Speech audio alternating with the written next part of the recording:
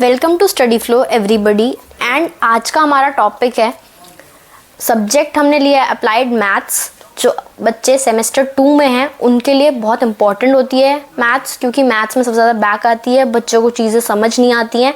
इसलिए हम लेके आ गए हैं अप्लाइड मैथमेटिक्स सेकेंड सेमेस्टर 2 की, उसका यूनिट 1 जो कि है कॉम्प्लेक्स एनालिसिस। एंड आज से हम यूनिट 1 की सीरीज स्टार्ट कर रहे हैं। यूनिट 1 का हर एक टॉपिक हम बहुत डीपली स्टडी करेंगे। उसकी पहले थ्योरी देखेंगे, उसके बाद हम उसके क्वेश्चंस करेंगे। तो मैं एक क्वेश्चन आपको हमेशा हर टॉपिक के कराऊंगी। एंड आपको कोई डाउट है तो आप मेरे से कमेंट में पूछ सकते हो।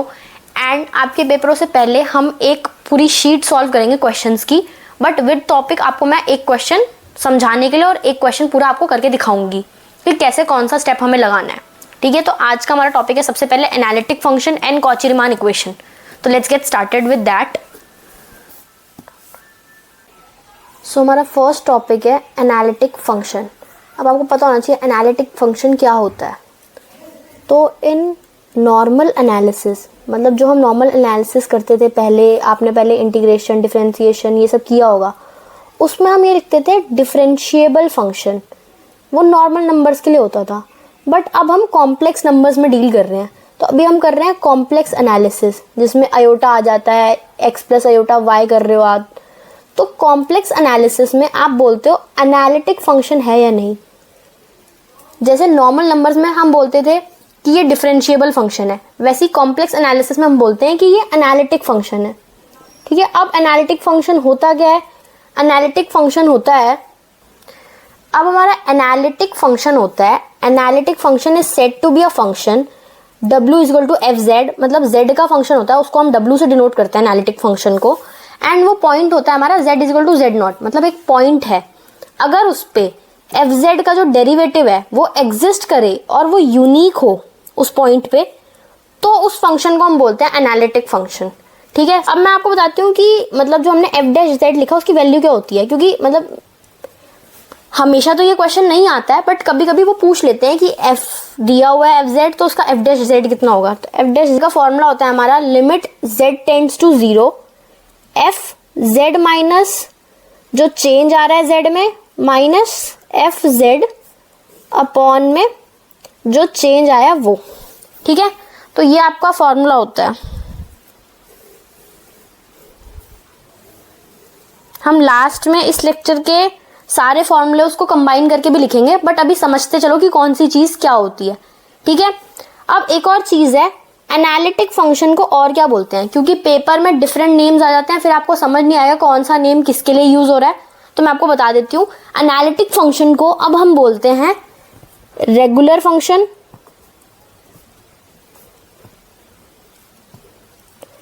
या फिर होलोमॉर्फिक फंक्शन।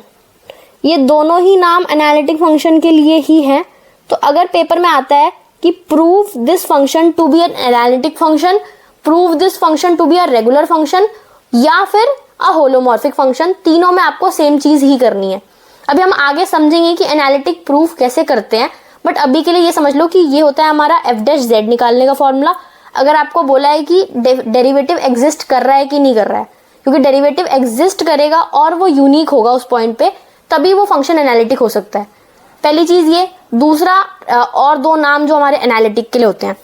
अब आप समझते हैं कि हमारे ना दो प्लेन्स होते हैं, मतलब जैसे हम जब रियल नंबर्स करते थे तो वहां पे तो नॉर्मल होता था एक्स की वैल्यू वाई की वैल्यू ग्राफ पे, बट यहाँ पे हमारे पास दो प्लेन्स है।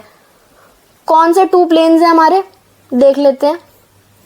यहाँ पे हमारे दो प्लेन आते हैं, एक आता है हमारा डब्ल्यू प्लेन एंड एक आता है हमारा जेड प्लेन। तो पहले हम जेड प्लेन को समझते हैं। जेड प्लेन में आपका नॉर्मल प्लेन होता है, ये आपका एक्स एक्सिस, ये होता है आपका वाई एक्सिस। एक्स एक्सिस आपका रियल पार्ट होता है एंड वाई एक्सिस आपका इमेजिनरी पार्ट होता है। तो अगर मैं यहाँ पे कोई पॉइंट ले रही हूँ 4,5, तो उसको हम जेड में कैसे लिखेंगे, Z is equal to 4 plus iota 5, क्योंकि z की फॉर्म होती है x plus iota y। z जो होता है वो x और y का फंक्शन होता है, इसीलिए हम x को रियल पार्ट और y को इमेजिनरी पार्ट लेते हैं। यहाँ पे हमारा रियल पार्ट 4 था x और ये 5 हमारा y था। ठीक है, अब दूसरा हमारे पास जो आता है प्लेन, वो आता है डब्ल्यू प्लेन। अब डब्ल्यू प्लेन क्या होता है? डब्ल्यू प्लेन होता है आपका जब हम ऑल द जेड को कंबाइनिंगली लिखते हैं एक प्लेन पे, वो होता है हमारा डब्ल्यू प्लेन। और हम कह सकते हैं डब्ल्यू प्लेन होता है आपका फंक्शन ऑफ जेड, क्योंकि जेड पे जो भी पॉइंट आ रहे हैं अगर वो आप फंक्शन में डाल रहे हो तो वो डब्ल्यू प्लेन बनाएगा। यहाँ पे ये था कि एक्स और वाई मिलके जेड प्लेन बनाते हैं, यहाँ पे सारे जेड मिलके आपका डब्ल्यू प्लेन बनाएंगे। तो अगर डब्ल्यू को मैं लिखना चाहूँ u प्लस अयोटा v, क्योंकि डब्ल्यू का फॉर्म होता है ये, तो अगर मैं इसको बोलूँ आपको कि मेरे को z की फॉर्म में लिख के दिखाओ, तो w का आपका z फॉर्म होगा, u को भी एक्स वाई की फॉर्म में लिख दो, प्लस अयोटा v को भी एक्स वाई की फॉर्म में लिख दो, क्योंकि एक्स वाई क्या है? एक्स वाई ही तो z बना रहा है, और वही z की वैल्यू अगर हम u में रखो और फिर वो v में रखो तो ये आपका w हो जाएगा z की फॉर्म में। ठीक है, तो ये दो प्लेन्स बहुत इंपॉर्टेंट है और ये कैसे एक दूसरे में चेंज होते हैं ये भी बहुत इंपॉर्टेंट है। अब नेक्स्ट हम पढ़ेंगे कि एनालिटिक फंक्शन प्रूफ कैसे करें।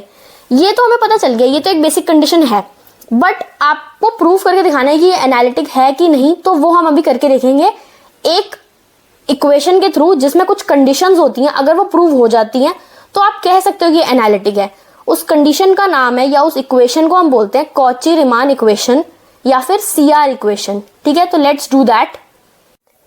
Next we have to study about the Cauchy Riemann equation, जो कि इसलिए यूज होती है ताकि हम ये बता सकें कि जो फंक्शन दिया हुआ है वो एनालिटिक है या नहीं, कैसे प्रूव करते हैं। बट मैं आपको पहले बता दूं, ऑब्वियसली हम आगे जाके इस यूनिट में और चीजें पढ़ने वाले हैं, तो ये जो इक्वेशन होती है ये सिर्फ नेसेसरी होती है कि होनी ही होनी चाहिए, अब सफिशिएंट नहीं है। बट ये सफिशिएंट नहीं है कि मतलब यही होनी चाहिए कि अगर आपने ये कंडीशन प्रूव कर दी मतलब सफिशिएंट है कि वो एनालिटिक होगा ही होगा। ये होनी चाहिए, बट ऐसा नहीं है कि सिर्फ इससे काम चल जाएगा, ऐसा नहीं है। अगर मैं एक वर्ड में बोलूं कि तो ये नेसेसरी है कि ये जब तक नहीं हो तब तक तो बिल्कुल ही नहीं है, बट ऐसा नहीं है कि सिर्फ इसके हो जाने से हो जाएगा। ठीक है, अब हम कहते हैं कि इक्वेशन है क्या। तो आपको पता है कि W is equal to U plus iota V होता है। तो हमें अगर डील करना है तो हमें U और V में ही डील करना पड़ेगा। तो कंडीशन जो है इसी के ऊपर है। कंडीशन 1 है del U by del X is equal to del V by del Y। ठीक है, ये मैंने क्या किया, ये मैंने U को पार्शियल डिफरेंशिएट किया X से एंड मैंने V को पार्शियल डिफरेंशिएट किया Y से। ठीक है, तो ये आपकी कंडीशन 1 है। कंडीशन 2 क्या है? अब आपको उल्टा कर देना है। अब आपको U को डिफरेंशिएट करना है Y से एंड V को डिफरेंशिएट करना है X से। बट यहाँ पे एक चेंज ये होता है कि यहाँ पे माइनस लग जाता है, बस इतना सा चेंज है। एक बार रिवाइज करते हैं। U को पार्शियल डिफरेंशिएट करो X से, V को पार्शियल डिफरेंशिएट करो Y से। ये कंडीशन 1 हो गई और ये दोनों इक्वल होने चाहिए। सेकंड कंडीशन, U को और V को जो डिफरेंशिएट कर रहे थे हम फर्स्ट कंडीशन में उसको बस स्विच कर दो। अब हमें U को करना है Y से एंड V को करना है X से। और इस कंडीशन में और एक चेंज क्या है कि यहाँ पे एक माइनस लग जाता है, मतलब आप दोनों में से किसी भी साइड पर लगा सकते हो। ठीक है, तो ये दो कंडीशंस होती हैं और आपको ध्यान में रखना है कि जो ये पार्शियल डिफरेंशिएट्स हैं ये एग्जिस्ट भी करने चाहिए। पता चले एग्जिस्ट ही नहीं कर रहा तो इक्वल कैसे प्रूव करें। तो जो भी है U का पार्शियल डिफरेंशिएट X के साथ और Y के साथ भी क्या कहते हैं करना चाहिए, और V का जो है वो X और Y दोनों के साथ करना चाहिए। अब आप पूछोगे कि ये चीज आई कहाँ से, तो अभी हमने पीछे लिखा था कि U जो है XY की फॉर्म में और V जो है XY की फॉर्म में W बनाते हैं। यहाँ पे हमने लिखा था ना XY और V के साथ भी XY पीछे, तो वही U जो है X और Y दोनों पे डिपेंड कर रहा है। तो U का पार्शियल X से भी हुआ, U का पार्शियल Y से भी हुआ। वैसे V भी जो था वो भी दोनों पे डिपेंड कर रहा था, इसीलिए दोनों का डिफरेंशिएशन इसका हुआ पार्शियल से भी। ठीक है, तो अब ये दो कंडीशंस हो गई। अगर ये दोनों कंडीशंस प्रूव हो जाती हैं तो हम कह सकते हैं कि फंक्शन एनालिटिक है थ्रू CR इक्वेशन, मतलब कॉची रीमान इक्वेशन। ठीक है, तो अब एक एग्जांपल करके देखते हैं। एक छोटू सा एग्जांपल करते हैं हम। अगर मैं तुम्हें बोलूं कि W is equal to Z square दिया हुआ है। ठीक है, अभी पहले छोटे एग्जांपल से समझो। W is equal to Z square. अब मैंने बोला W जो होता है वो फंक्शन ऑफ Z होता है, एंड हम देख सकते हैं कि फंक्शन ऑफ Z ही है। Z का ही कोई फंक्शन है ना, Z यूज करके Z स्क्वायर बना है। अब मैंने आपको बताया था कि Z को हम क्या लिख सकते हैं, X प्लस अयोटा Y। ठीक है, तो Z की जगह पे X plus iota Y put कर दो, पुट z इन fz, तो आपका fz होगा fz is equal to x plus iota y, ये आपने z की जगह पुट करा, z की जगह एंड स्क्वायर, क्योंकि फंक्शन में तो स्क्वायर भी है ना, z है, z का स्क्वायर है, तो z हमने लिख दिया और उसका स्क्वायर कर दिया। अब ये तो सबको आता होगा ना, a प्लस बी का होल स्क्वायर की क्या आइडेंटिटी होती है। अब ये सब मैं नहीं बताऊंगी, ये सब तो पढ़ के आए हुए हो, मैं सीधा लिख रही हूँ। तो fz हमारा हो जाएगा x square plus iota square y square plus 2 iota x y. अब बेसिक अगर आपको पता होगा तो आपको पता है कि अयोटा स्क्वायर जो होता है, ये वाली जो चीज़ है अयोटा स्क्वायर वाली जो चीज़ है वो -1 बनाती है। Iota square is equal to -1 होता है। अगर आपको नहीं पता तो मैं बता देती हूँ, ठीक है। ये सब आप बेसिक्स में पढ़ोगे। तो इसका आंसर हो जाएगा x square plus 2 iota x y plus y square. अब ये आंसर तो आ गया, अगर आप बोलोगे दीदी हमने आइडेंटिटी खोल दी और ये आंसर आ गया, बट इस आंसर से इंटरप्रेट क्या हो रहा है, कुछ भी नहीं हो रहा। इस आंसर को पहले आपको रीअरेंज करना पड़ेगा, तो हम रीअरेंज करते हैं। F z is equal to x square minus y square plus iota को मैंने बाहर ले लिया और अंदर मैंने 2xy कर दिया, मतलब अयोटा मैंने अलग ले लिया। अब कोई चीज यहां देख पा रहे हो, एनीथिंग जो कॉम्प्लेक्स नंबर से रिलेट कर जाए, कुछ भी ऐसा लग रहा हो? हाँ, ये हो जाएगा आपका रियल पार्ट, क्योंकि यहाँ पे अयोटा नहीं लगा हुआ, और ये हो जाएगा आपका इमेजिनरी पार्ट, क्योंकि यहाँ पे अयोटा लगा हुआ है इनके साथ मल्टीप्लाई में। तो एफ जेड जो होता है वो डब्ल्यू होता है, और डब्ल्यू जो होता है वो यू प्लस अयोटा वी होता है। तो यहाँ पे ये होता है आपका रियल पार्ट और ये होता है आपका इमेजिनरी पार्ट। तो अब हमें पता चला कि जो हमारा u है वो x square minus y square है, एंड v जो है हमारा 2xy है। 2xy अयोटा में लिख देना, अयोटा तो अलग होता है, v जो होता है वो अंदर वाला पार्ट है अयोटा के साथ वाला, ठीक है। अब आपके पास ये भी आ गया और आपके पास ये भी आ गया, तो क्या कॉची रीमान इक्वेशन लगा सकते हो? लगा के देखते हैं CR इक्वेशन। सबसे पहले हम del u by del x करके देखते हैं। तो del u by del x क्या होगा, अगर मैं इसको x से डिफरेंशिएट करूं तो क्या होगा, आंसर आ जाएगा हमारा 2x and del v by del y, मतलब v को y से करूं तो आपका आएगा 2x। अब इसको अगर मैं देखूं कि del u by del x जो है ये और ये del v by del y के इक्वल आ रहा है ना। हमने u को x से किया, v को y से किया, दोनों का आंसर सेम आ गया, हमने इक्वल कर दिया। तो कंडीशन 1 सेटिस्फाइड, ठीक है, सेटिस्फाइड लिख देते हैं। उसके बाद हमारा एक और है सेकंड कंडीशन, वो भी करके देख लेते हैं। अब हमें u को y से करना है, तो u वाला जो है इसको y से करेंगे, ठीक है, y लिख देते हैं, x square minus y square. इसका आंसर आएगा, y से कर रहे हैं तो -2y आ जाएगा। दूसरा वाला डेल v को यहाँ पे x से करना है, तो x से किया हमने, तो अगर हम देखें तो हमारा v था क्या, 2xy था, इसको हमने x से किया तो क्या आया, 2y आया। और आप देख सकते हो एक साइन का ही डिफरेंस है, यहाँ पे भी यही था, इक्वल है और एक साइन का डिफरेंस है, यहाँ भी ये इक्वल है और साइन का डिफरेंस है। तो यहाँ हम लिख सकते हैं del u by del y is equal to minus of del v by del x, ठीक है। तो यहाँ पे हमारी कंडीशन 2 भी सेटिस्फाई हो गई। अब ये क्वेश्चन में क्या किया हमने, फंक्शन से लेके हम लास्ट तक आ गए, तो हम बोल सकते हैं ये एनालिटिक है ना। CR equations proved. अब इसमें हमने यहां से ले जाके हम यहां तक ले आए। मैं बता देती हूँ स्टेप्स क्या क्या है। स्टेप 1, हमने सबसे पहले फंक्शन को खोलो, अगर वो z की फॉर्म में है तो x प्लस आई वाई की फॉर्म में खोल दो। अब जब तुम x प्लस आई वाई की फॉर्म में खोलोगे तो लास्ट में जाके तुम्हारे पास एक रियल पार्ट बन जाएगा और एक अयोटा के साथ इमेजिनरी पार्ट बन जाएगा। जो रियल पार्ट है उसको u बना लो, जो इमेजिनरी पार्ट है उसको v बना लो। अब जब u और v आ गए तो क्या बच गया CR इक्वेशन में, 4 पार्शियल डिफरेंशिएशन निकालना है तुम्हें, u को x से कर दो, u को y से, v को x से कर दो, v को y से कर दो, v को x से कर दो। देख लो कंडीशंस के हिसाब से किसको किसके इक्वल करना है, अगर दोनों कंडीशन सेटिस्फाई हैं तो एनालिटिक है। ठीक है, ये बेसिक क्वेश्चन मैंने इसलिए समझाया ताकि आपको CR इक्वेशन समझ आ जाए। अब हम एक बड़ा क्वेश्चन करके देखते हैं कि हमें चीजें समझ आई हैं कि नहीं आई हैं, और वहां पे मैं स्टेप वाइज बताऊंगी आपको कि आपको 4 स्टेप में क्वेश्चन कैसे खत्म करना है। ठीक है, सो ये हमारा क्वेश्चन दिया हुआ है, क्वेश्चन पढ़ लेते हैं एक बार। fz की वैल्यू दी हुई है, prove this function is analytic. तो अभी तक हमने सिर्फ CR इक्वेशन पढ़ी है, इसलिए हम सिर्फ CR से ही इसको एनालिटिक प्रूव करेंगे। तो सबसे पहले हम फंक्शन लिख लेते हैं, fz is equal to e raise to power minus x और ब्रैकेट में है cos y plus sine y। अब now you guys will notice कि जो इससे पहले वाला क्वेश्चन जो मैंने सैम्पल क्वेश्चन आपको कराया था z² वाला, उसमें जो फंक्शन था वो z की फॉर्म में दिया हुआ था और हमें उसे x और y की फॉर्म में चेंज करना पड़ा था। बट यहाँ पे क्वेश्चन में ऑलरेडी x और y की फॉर्म में दिया, ये रहा x और ये रहा y, z कहीं भी नहीं दिख रहा हमें, तो इसने ऑलरेडी हमें चेंज करा हुआ दिया है x और y।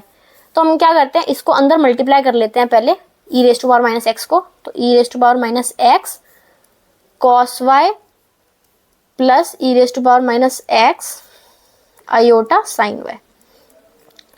अब हमें क्या करना होता है नेक्स्ट स्टेप, अब हमें करना होता है कि u और y फाइंड आउट, अब हमें नेक्स्ट स्टेप क्या करना होता है, अब हमें u और v फाइंड आउट करना होता है, क्योंकि जो w होता है हमारा फंक्शन ऑफ z वो हमारा u प्लस आयोटा v होता है। u हमारा रियल पार्ट होता है एंड v हमारा इमेजनरी। तो मैं ज़रा इस वाली स्टेटमेंट को एक बार रीअरेंज करके देखती हूँ कि हाँ मुझे रियल पार्ट और इमेजनरी पार्ट मिल रहा है। तो मैंने इसको रीअरेंज जब किया तो मैंने यहाँ वाले आयोटा को, जो इस वाला आयोटा था इसके पास, उसको मैंने कॉमन ले लिया एंड मैंने EX को अंदर ले गई मल्टीप्लाई करने के लिए। तो अब तुम्हें दिख रहा होगा यहाँ पे आयोटा नहीं है तो ये रियल पार्ट है u, और यहाँ पे आयोटा है तो ये इमेजनरी पार्ट है v। तो मैं एक बार u और v को लिख लेती हूँ। u है हमारा e raise to power minus x cos y and v है हमारा e raise to power minus x sine y. ये हमारा था स्टेप 1, फंक्शन को ओपन करना। ये था हमारा स्टेप 2, u और v को फाइंड आउट करना। अब हमारा स्टेप 3 क्या होगा, ऑब्वियसली अगर हमें प्रूव करना है एनालिटिक तो स्टेप 3 हमारा CR इक्वेशन ही होगा कि CR इक्वेशन प्रूव करो। अब जो मेन चीज आती है CR इक्वेशन, तो तुम लोग तब प्रूव करोगे ना जब तुम्हें दोनों कंडीशंस पता होंगी। तो दोनों कंडीशंस क्या होती हैं CR की, एक होती है u को पार्शियल डिफरेंशिएट करो x से एंड v को पार्शियल डिफरेंशिएट करो y से, वो इक्वल होने चाहिए। ठीक है, हमने पहली कंडीशन लिख ली। दूसरी क्या होती है, जस्ट रिवर्स कर दो, u को y से कर दो एंड v को x से कर दो और एक माइनस का साइन लगा दो। तो ये हो गई हमारी कंडीशन 2। अब क्या करना होता है, अब आपको स्टेप 4 क्या होगा, सॉल्व एंड कंपेयर। तो यहां मैं स्पेस रखती हूँ आंसर लिखने के लिए कि ये एनालिटिक है या नहीं। यहां से हम सॉल्व करना शुरू करते हैं। तो सबसे पहले हम u को x से करेंगे। तो हमारा u है क्या, u है हमारा ये लिख लेती हूँ यहाँ पे मैं, e raise to power minus x dot cos y. अब ये वाले टाइप का जो डिफरेंशिएशन होता है वो उसको हम बोलते हैं प्रोडक्ट वाला जो होता है। प्रोडक्ट रूल लगाएंगे यहाँ पे कि इसको एज इट इज रखते हैं, सेकंड वाले को पहले डिफरेंशिएट करेंगे, फिर सेकंड वाले को एज इट इज रखते हैं, फर्स्ट वाले को डिफरेंशिएट करेंगे। मैं आपको बता देती हूँ कैसे करते हैं। इसको e raise to power minus x को एज इट इज एंड इसको हम करेंगे डिफरेंशिएट, देन कॉस वाई को एज इट इज एंड हम e raise to power minus x को डिफरेंशिएट करेंगे। ऑलवेज रिमेंबर, बच्चे क्या करते हैं, इसको डिफरेंशिएट करते हैं और इसको करते हैं। यहाँ पे देखो x का डिफरेंशिएशन y के फंक्शन में कैसे कर सकते हो। कोई भी चीज अगर x से डिफरेंशिएट करनी है तो तुम y के फंक्शन में कैसे कर सकते हो। तो ये तो एज इट इज रहेगा, बट ये तो इसके लिए कांस्टेंट है ना, ये चीज तो इसके लिए कांस्टेंट है। अगर मैं इसकी जगह जो cos y है उसकी जगह मैं 4 भी रख दूं तो 4 तो x से डिफरेंशिएट होगा ही नहीं ना, क्योंकि वो कांस्टेंट वैल्यू है। वैसे ही cos y जो है वो एक कांस्टेंट वैल्यू है यहाँ पे। तो इसलिए इसका डिफरेंशिएशन 0 हो जाएगा, plus cos y as it is उतर गया, and e raise to power minus x को अगर मैं डिफरेंशिएट करूं तो e raise to power minus x का डिफरेंशिएशन तो ऑब्वियसली x से हो जाएगा, तो इसका आंसर आएगा minus e raise to power x, and ये 0 बन जाएगा, तो आपका u और x जो है वो आपको आंसर देगा minus e raise to power minus x dot cos y। ठीक है, ये हमारा u से डिफरेंशिएशन है। अब मैं एक बार v वाला भी आपको करके दिखा देती हूँ y से। तो v हमारा ये है, डिफरेंशिएशन हमें y से करना है, इसको हम लिख लेते हैं, एंड इसको भी मैं ओपन करके आपको दिखा देती हूँ कैसे बनेगा। e raise to power minus x हमने ऐसे ले लिया, और अंदर वाले को हमने y से कर दिया साइन y को, फिर हमने साइन y को ऐसे ही रखा, एंड अंदर हमने डिफरेंशिएट कर दिया e raise to power x को। ठीक है, तो अब ये देखो y से y का फंक्शन तो हो जाएगा डिफरेंशिएट, तो साइन y का डिफरेंशिएशन cos y। ठीक है, बट यहाँ पे आपका ये डिफरेंशिएशन नहीं हो पाएगा, क्योंकि ये है फंक्शन x का और ये है y से डिफरेंशिएशन। तो ये तो जब मैंने पूरा डिफरेंशिएशन कर लिया, यहाँ पे भी सेम चीज़ थी, वही x कांस्टेंट था, एंड वहाँ पे वो 0 हो गया क्योंकि y से वो डिफरेंशिएट होगा नहीं, तो हमारे पास सिर्फ ये चीज़ बच गई। अब मैंने इन दोनों को कंपेयर किया जब, तो मैंने देखा कि पूरा सेम है, बट एक माइनस का डिफरेंस आ रहा है, और कंडीशन 1 में हमारे पास माइनस का डिफरेंस नहीं होता था, दोनों को इक्वल होना चाहिए, एंड दोनों इक्वल नहीं है, तो यहाँ पे हमारी कंडीशन 1 जो है वो फेल कर जाती है। अब मैं कंडीशन 2 आप पे छोड़ रही हूँ, फाइंड इट बीट। अगर वो ट्रू भी हो तब भी ये एनालिटिक